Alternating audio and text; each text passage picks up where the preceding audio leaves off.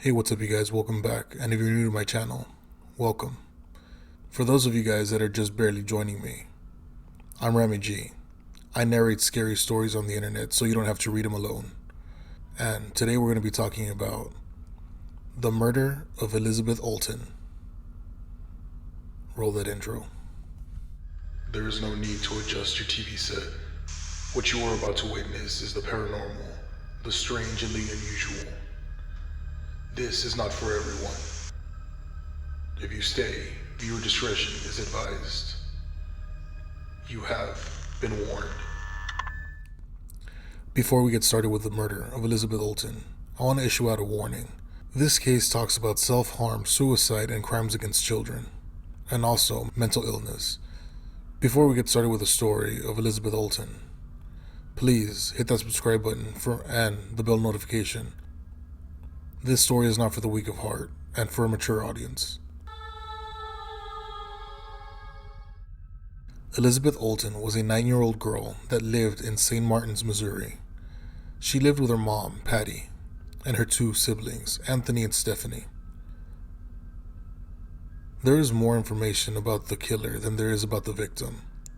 And as sad as it is, I'm going to post all the information I can about Elizabeth and about the monster who killed her.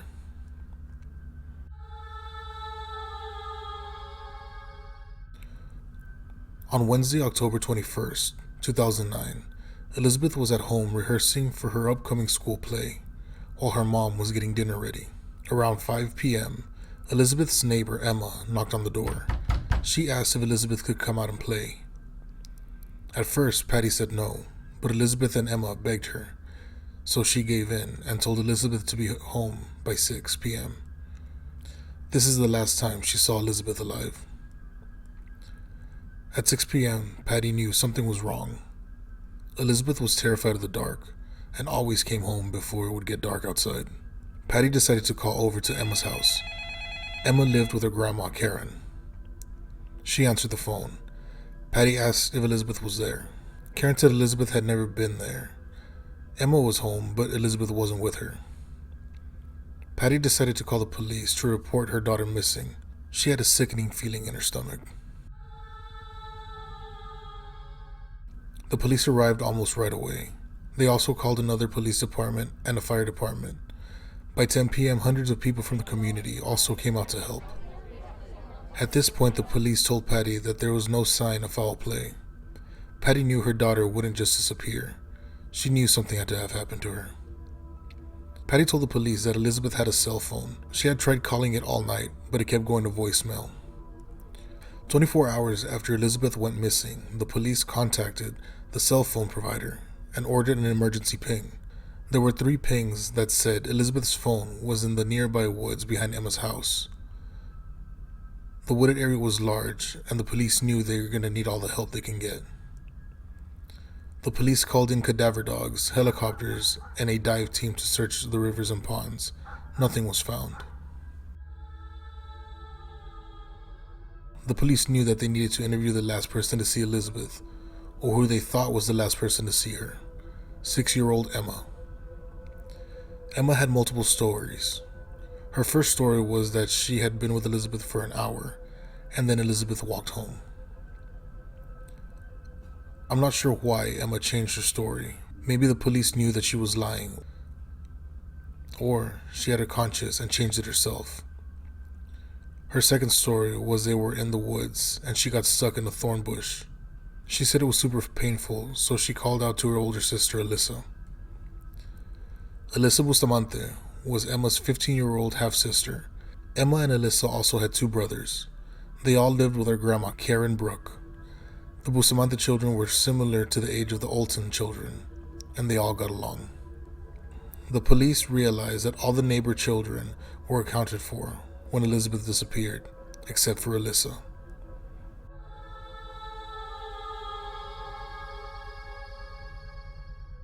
By now the FBI was called in. An agent questioned Alyssa and asked her where she was on October 21st. Alyssa told them she had skipped school but didn't know where Elizabeth was. They weren't suspicious of her at first, but became suspicious after Alyssa walked them through the woods.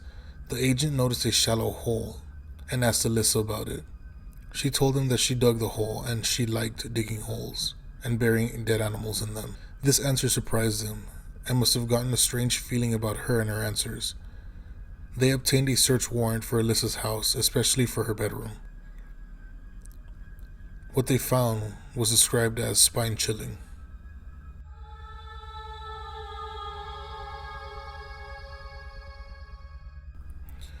When the agent assigned to searching Alyssa's room, several things jumped out at her. There were a lot of drawings and writings on the wall. One of the writings said, "It was written in blood. It was written in blood." Alyssa also wrote a poem about cutting herself and read, "I cut myself because I like it." The more the agent searched, the more she realized Alyssa had a fascination with hurting and killing people, and even hurting herself. On the other wall, there was a drawing of someone with slash marks on their neck and arms. It also had a name on it, Emma. Alyssa struggled with her mental health. She had tried to commit suicide many times. In 2007, she was put in a psychiatric hospital for just 10 days. Alyssa also had a fascination with hurting her family. The drawing of Emma proved that. And on her YouTube page, she filmed a video of her younger brothers. In the video, she is trying to encourage them to touch an electric fence. She wrote, "This is where it gets good. We get to see my brothers get hurt." As if all these things weren't disturbing enough, the police were about to find a piece of evidence that proved Alyssa was much more disturbed than they thought. In Alyssa's room, they found a journal. It didn't say where they found it, but maybe Alyssa wanted them to find it. In her entries, she talked about burning the house down with her family inside. She also wrote, "If I don't talk about it, I bottle it up. And when I explode, someone's gonna die." This was written a week before Elizabeth's disappearance. Alyssa's last entry was dated October 21st, 2009, the day Elizabeth disappeared. Alyssa scribbled blue ink all over the entry, and the only visible words were, "K, I gotta go to church now, LOL."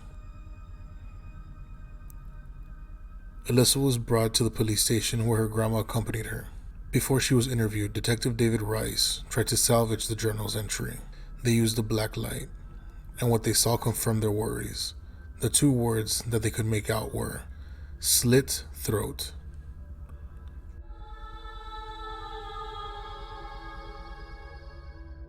Detective David Rice asked Alyssa what happened to Elizabeth. Alyssa's demeanor had now changed.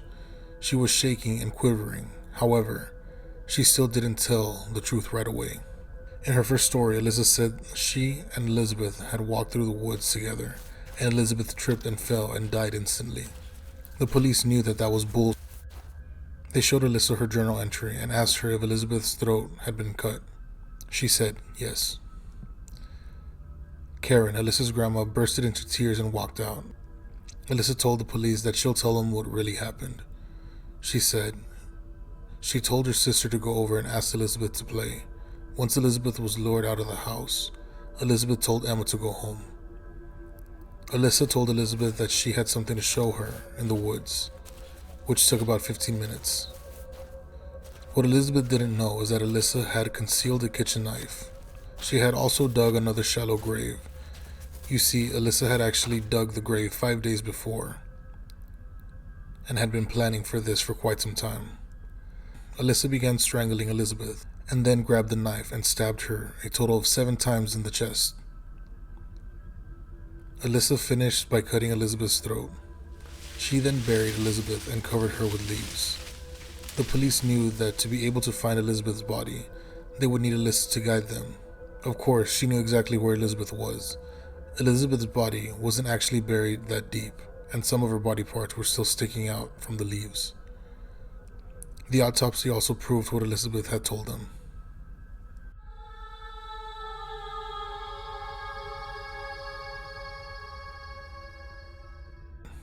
The police wanted to know what Alyssa had written in her journal entry, so this time they used a blue light in her final entry.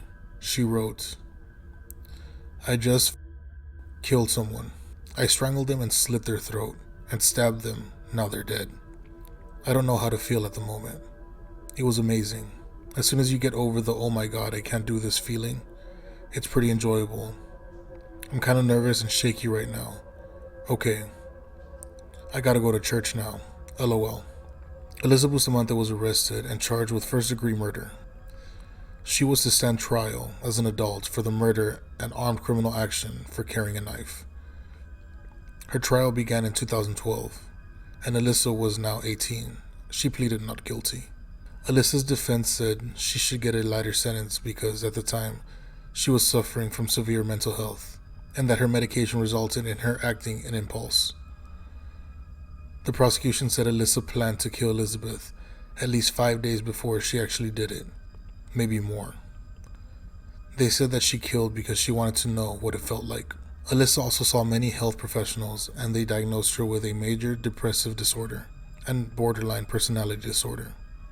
Alyssa was sentenced to life in prison plus 30 years for armed criminal actions. She was given the possibility of parole after 35 years plus 5 months. Her appeal was denied in 2014.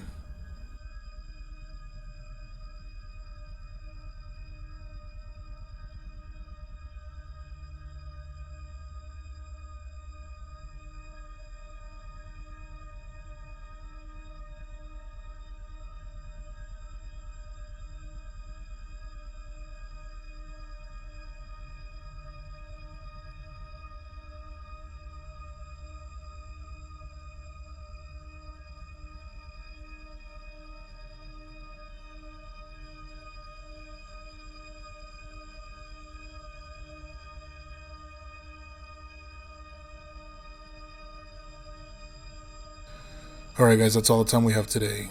What do you think of the story? Do you think she should have gotten a lighter sentence because of her mental health? Or do you think she got what she deserved? Let me know in the comments below. Also, if you're a new subscriber, please comment "sweet dreams." That way I know that you're a new subscriber. Thank you, and if you're new here, please subscribe, and if you stuck around for the whole story, give me your input on it. I would really appreciate knowing what you guys think. Until next time guys, sweet dreams.